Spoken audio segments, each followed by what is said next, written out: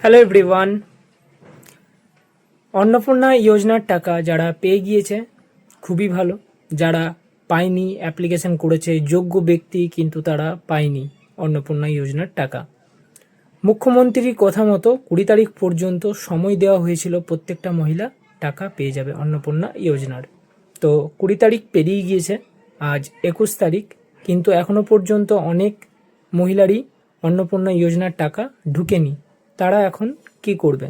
মুখ্যমন্ত্রীর কথা মতো তারা এখন অনলাইন প্ল্যাটফর্মে ক্লেম জানাবে, অর্থাৎ কমপ্লেন করবে।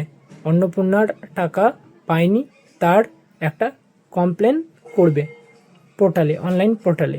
কমপ্লেন করার পর 1 মাস ভেরিফিকেশন হওয়ার পর 1 মাসের পর তারা টাকা পেয়ে যাবে যদি যোগ্য হয়ে থাকে। তাই কাউকে চিন্তা করার কোনো বিষয় নেই, প্রত্যেকটা মহিলাই টাকা পাবে অন্নপূর্ণা যোজনার।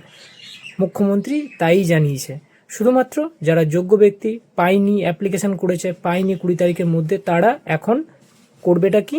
একটা কমপ্লেন করবে, ক্লেম জানাবে অনলাইনে ক্লেম কমপ্লেন করার পর তারা 1 মাস অপেক্ষা করবে ভেরিফিকেশনের জন্য।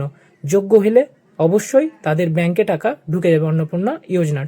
অবশ্যই মনে রাখবেন, একটা ক্লেম আর কমপ্লেন করে দেবেন অনলাইনে, তাহলেই হবে। ধন্যবাদ।